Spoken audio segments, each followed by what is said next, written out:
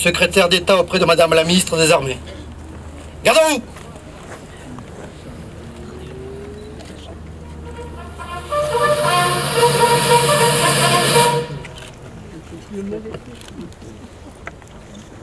Monsieur le préfet des Pyrénées-Orientales, Mesdames, Messieurs les parlementaires, Madame la présidente du conseil départemental, Madame la représentante du conseil régional, Monsieur le maire de Rivesaltes, Mesdames, Messieurs les élus, Mesdames, Messieurs les anciens harkis, enfants de harkis, conjointes d'anciens harkis, familles d'anciens harkis, Mesdames, Messieurs les représentants des associations de harkis, chers porte-drapeaux, toujours fidèles et toujours présents, Mesdames, Messieurs, ensemble, anciens harkis, familles, associations, autorités, citoyens, nous sommes réunis aujourd'hui près de l'ancien camp de Rivesaltes pour rappeler ce qui pendant longtemps s'est murmuré tout bas, trop bas, et pour honorer le souvenir des défunts de votre famille. Nous sommes ici pour écouter les drames intimes, pour regarder cette histoire en faisant taire les douleurs. En racontant ce passé, nous cherchons les voies de l'apaisement et nous cherchons à éviter l'oubli. C'est pour cela que j'ai profondément souhaité cette cérémonie, même si je sais bien que l'on ne répare jamais complètement les errements du passé, même si je sais bien que l'on ne peut supprimer les douleurs accumulées. Cette stèle parle d'émotion. Il y a aussi la profondeur des témoignages. Et je veux très sincèrement remercier les interlocuteurs précédents. Vos témoignages savent atteindre le fond du cœur et finalement disent bien plus qu'un long discours. Monsieur Marchi, le petit Kerboubi dont vous nous avez parlé, né en Algérie et mort sur le sol de France, est un symbole, une incarnation de l'accablement et des déchirements.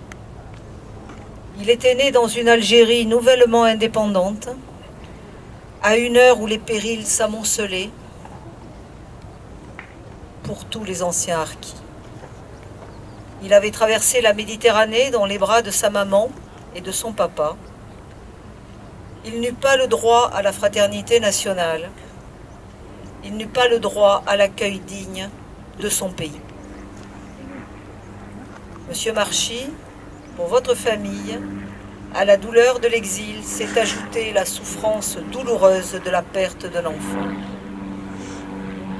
Ce moment, ce temps de tristesse est toujours en vous et nous l'avons bien vu.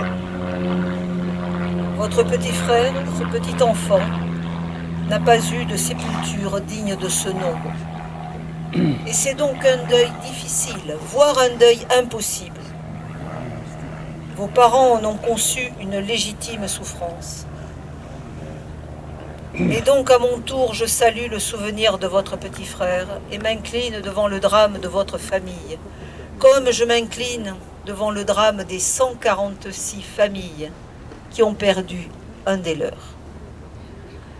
La République se doit de considérer, d'aimer et d'accompagner tous ses enfants. C'est son devoir, c'est notre devoir. Et si rien ne peut changer le passé, si rien ne peut totalement guérir les blessures, aujourd'hui, nous contribuons à réparer l'oubli. Aujourd'hui, nous rendons un nom, un prénom et une identité aux morts du camp de Rivesaltes.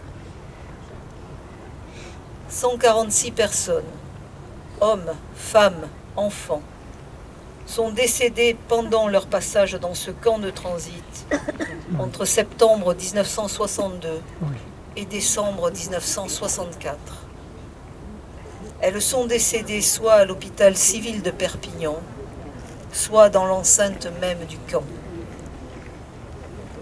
Et à l'image du petit Kerboubi, ces défunts n'ont pas de sépulture digne de ce nom.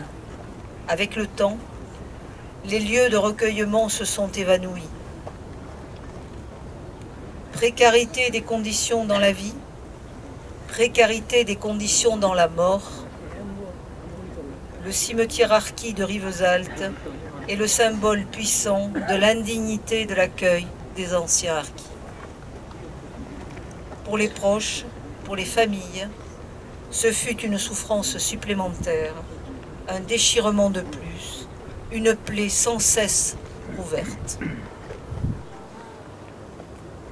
Grâce au travail mené par les associations, les familles, les équipes de l'Office national des anciens combattants, et notamment par M.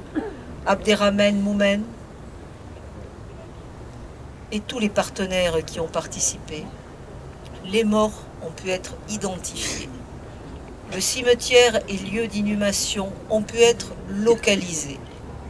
Je veux saluer le travail patient, méthodique qui a été réalisé. Ce fut un long labeur de recherche et d'enquête, de discussion avec les familles et les témoins, de concertation avec les proches et les associations. La stèle que nous inaugurons aujourd'hui en est un aboutissement.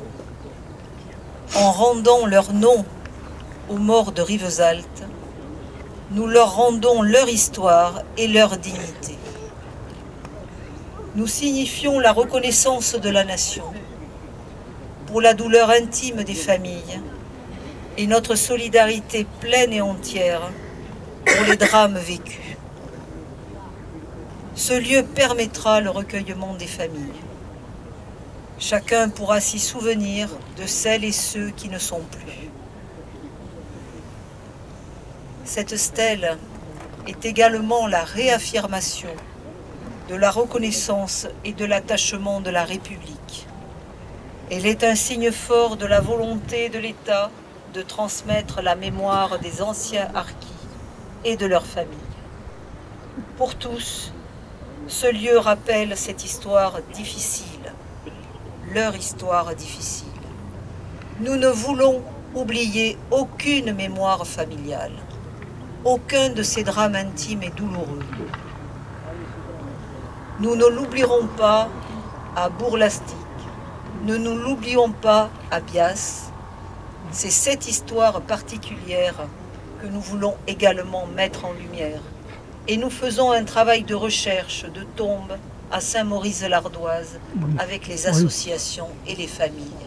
Donc ce travail continue et continuera jusqu'à ce que nous arrivions à, identifier tous ces morts et faire en sorte que nous puissions les honorer et ne pas les laisser dans l'oubli et que nous puissions leur redonner leur dignité. Nous ne devons jamais oublier l'histoire du camp de Rivesaltes. Dans les hectares de ce plateau aride, des pages sombres et tristes ont été écrites. Depuis 2015, cette lourde histoire a trouvé son mémorial. Le sort des harkis et de leurs familles y tient toute sa place. Ils avaient abandonné la terre de leurs ancêtres, laissé un foyer, des biens et des traditions auxquelles ils étaient attachés. Ils se sont retrouvés dans un univers inconnu, comme au milieu de nulle part. Ne comprenant pas pourquoi la France ne leur tendait pas les bras grands ouverts, eux qui avaient servi la France avec honneur, fidélité et j'allais dire passion. 22 000 personnes sont passées par Rivesaltes. Certains sont restés quelques jours, mais beaucoup, plusieurs mois, voire 2 ans pour certains. Plus grand camp de transit, Rivesaltes est une matrice importante dans la mémoire collective des harkis, emblématique d'une part de leur destinée. Cette relégation, à leur arrivée, c'est une part de dignité qui a été arrachée à ces hommes, à ces femmes et à ces enfants. Cette dignité, nous voulons, par cet hommage, la proclamer et la manifester. Rivesaltes était le lieu de l'exclusion. Il est difficile pour quelqu'un qui n'y était pas, entre 1962 et 1964, de se représenter les conditions de vie d'alors.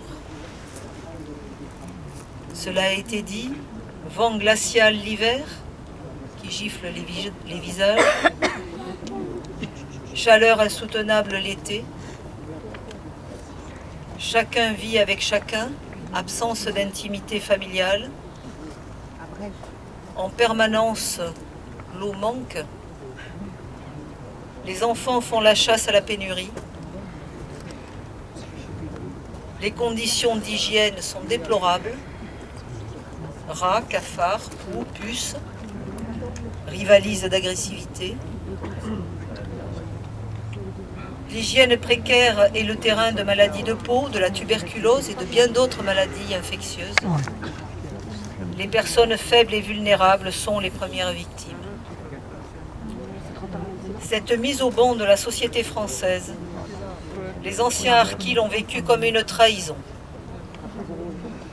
C'est une page noire pour la République qui a manqué à son devoir. Depuis plusieurs années et à de nombreuses reprises, par l'intermédiaire de ses plus hautes autorités, la France a fait sienne l'exigence de vérité en reconnaissant avoir manqué à son devoir de protection et d'accueil.